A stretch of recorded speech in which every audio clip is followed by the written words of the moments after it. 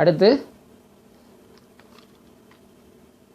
அதே மாதிரி சிஸ்டம் செட்டிங்ஸ்னு ஒரு ஆப்ஷன் இருக்குது பாருங்கள். அதில் ஜென்ரல் செட்டிங்ஸ்னு ஒரு ஆப்ஷன் இருக்குது பாருங்கள். அந்த காட்டுறேன் பாருங்க. ஜென்ரல் செட்டிங்ஸ்னால் அதை செலக்ட் பண்ணிங்கன்னா பூட் ஸ்டாண்ட் பை ஆன் அப்படின்னு ஒரு ஆப்ஷன் இருக்கு பாருங்கள். அது என்னென்னா நீங்கள் இந்த ஆம்பிளிஃபையரை வந்து ஆஃப் பண்ணிட்டு ஆன் பண்ணும்போது ஸ்டாண்ட் பையில் நிற்கணுமா இல்லை ஆட்டோமேட்டிக்காக ஆன் பண்ணிடணுமா அந்த டிஸ்பிளே அந்த ரிமோட் கிட்ட அப்படின்னு கேட்குது. நம்ம ஆனில் வச்சிங்கன்னா அம்மா தான் இந்த சேவ் பட்டன் அமுக்கினா தான் ஆன் ஆகும். அதுவே ரைட் சைடு இந்த பட்டனை செலக்ட் பண்ணிங்கன்னா இல்லைன்னா லெஃப்ட்டில் செலக்ட் பண்ணிங்கன்னா ஆஃப்னு வந்துடும். ஆஃப்னா நீங்கள் போட்டோன்னே ஆம்பை போட்டோன்னே டிஸ்பிளே வந்துடும், ஆடியோ வந்துடும் அந்த மாதிரி. அதே மாதிரி அடுத்தது பார்த்திங்கன்னா எல்சிடி டைமர் ஆஃப் ஆன் ஒரு ஆப்ஷன் இருக்கு பாருங்க. ஆனில் வச்சிட்டிங்கன்னா கரெக்டாக ஒரு 20 செகண்டில் அந்த டிஸ்பிளே ஆஃப் ஆகும். இப்போ ஆன் பண்ணோன்னா இப்படி வால்யூம் வைக்கிறோம்னு வச்சுக்கோங்க. வால்யூம் வச்சோன்னா இங்கே வால்யூம் சிக்னல் காட்டு இந்த ஆஃப் ஆகுது பார்த்தீங்களா, இப்படி ஆஃப் ஆகும்.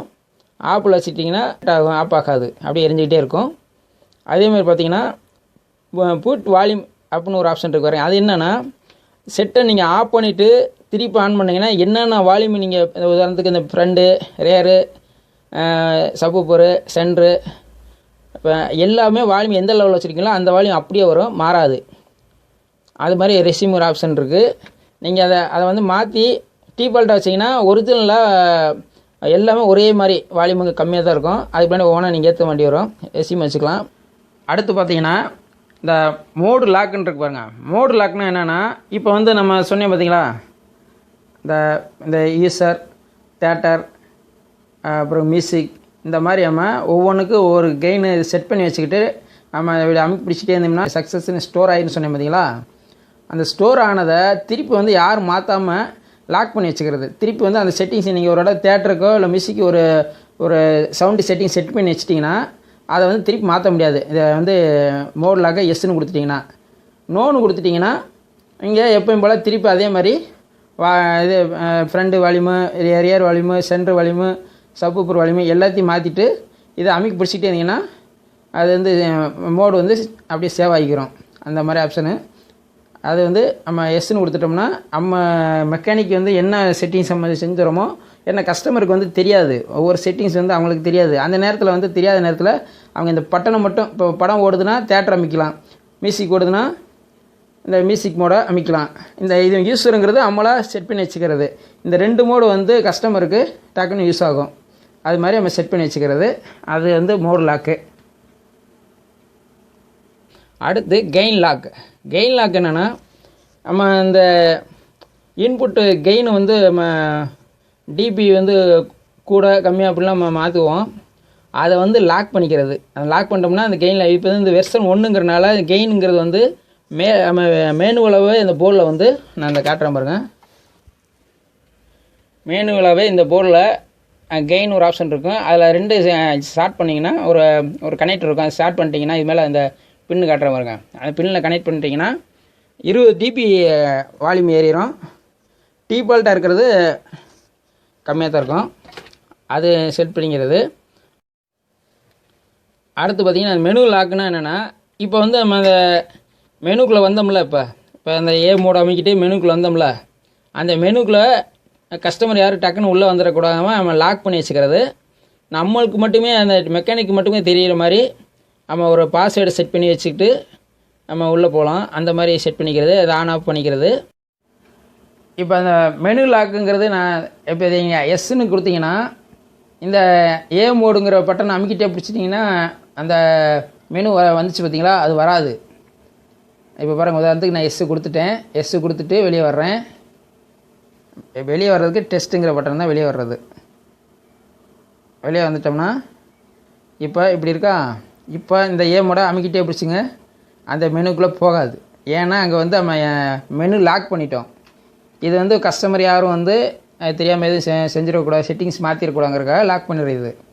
அதை திருப்பி நம்மளுக்கு மட்டுமே அது தெரிஞ்ச மாதிரி அந்த செட்டிங்ஸ் உள்ளே போகணும் அப்படின்னா என்ன செய்யணும்னா இந்த ரிப்பீட்டுங்கிற ஒரு பட்டன் இருக்குது பாருங்கள், அதை ஒரு இடம் அமைக்கிட்டு அந்த பாஸ்வேர்டு அமுக்கணும். 6601 அதை நம்பராக அமுக்கணும். இப்போ நான் அதை ரிப்பீட் அமைக்கிட்டு 6601 அமுக்கணுன்னா அந்த உள்ளே போயிடுச்சு பாருங்கள். அந்த மாதிரி செட்டிங்ஸில் போய்க்கலாம். இது வந்து நீங்கள் பாஸ்வேர்டாக உள்ளே போய் கூட மாற்றி வச்சுக்கலாம், கஸ்டமருக்கு தெரியாமல் மாற்றி கூட வச்சுக்கலாம். மாற்றி வச்சிட்டோம்னா இந்த ஏ மோட் அமுக்கிட்டா வராது. அதை நோன்னு கொடுத்தீங்கன்னா ஏ மோட் அமுக்கிட்டே பிடிச்சிங்கன்னா அந்த மெனுக்குள்ளே போயிடும், அவ்வளோதான். அடுத்து வந்து கீஸ் லாக் அப்படின்னா இந்த வால்யூம் இருக்குது பாருங்கள், இந்த வால்யூம் இருக்குல்ல, அதை வந்து நீங்கள் இதை ஆன் பண்ணி வச்சிட்டிங்கன்னா இந்த வால்யூம் வந்து இந்த என்கோடர் வேலை செய்யாது. நோவில் வச்சிட்டிங்கன்னா என்கோடர் வேலை செய்யும். ஏன்னா சின்ன பிள்ளை எதுவும் நம்ம என்கோடரை வந்து தெரியக்கூடாங்கிறதுக்காக அது சேஃப்டி பர்பஸ்ஸு. அடுத்து பார்த்திங்கன்னா பீப் டோன் ஆன் அப்படின்னா என்னென்னா, இப்போ இந்த கனெக்டு இந்த யூஎஸ்பி கனெக்டு இந்த ப்ளூடூத் கனெக்ட் பண்ணும்போது ஒரு சவுண்டு வரும், பீப்னு ஒரு சவுண்டு வரும். அந்த சவுண்டு ஆன் ஆஃப் பண்ணிக்கிறது. எஃப்எம் மாடல் வந்து எப்போயுமே நாங்கள் ஆப்பில் தான் வச்சுருப்போம். ஏன்னா இந்த போட போகிறதுக்கு நாங்கள் எஃப்எம் யூஸ் பண்ண போகிறதில்ல, அதனால் ஆப்பில் தான் வச்சுருப்போம். அடுத்து வெளியே வந்துட்டிங்கன்னா வெல்கம் நேம் எடிட்னு இருக்குது. இதில் வந்து ஒரு லோகோ மட்டும் தான் இருக்குது. ஆனால் மார்க்கெட்டில் நீங்கள் வாங்கினீங்கன்னா 4-5 லோகோ இருக்கும், நீங்கள் அதில் நீங்கள் செட் பண்ணிக்கலாம். இதில் பார்த்தீங்கன்னா இன்புட்டு நேம் எடிட்னு ஒரு ஆப்ஷன் இருக்குது பாருங்கள். அதில் போனீங்கன்னா யூஎஸ்பி ப்ளூடூத்து எஃப்எம் இந்த மாதிரி ஆப்ஷன்லாம் இருக்கும். இதை வந்து நேம் வந்து அப்படியே சேஞ்ச் பண்ணிக்கிறது, அந்த சோர்ஸ் நேமை சேஞ்ச் பண்ணிக்கிறது. அடுத்து ப்ளூடூத் நேம் எடிட்டு, அது என்னென்னா இப்போ இந்த ப்ளூடூத் கனெக்ட் ஆகுதுன்னா இப்போ வந்து இது உதாரணத்துக்கு இது ஜேஜே சரவுண்ட்ஸு போர்டு உள்ளே போட்டிருக்கனால ஜேஜே சரவுண்ட்ஸ் பிடின்னு வருது. இதை நீங்கள் எடிட் பண்ணிக்கலாம்.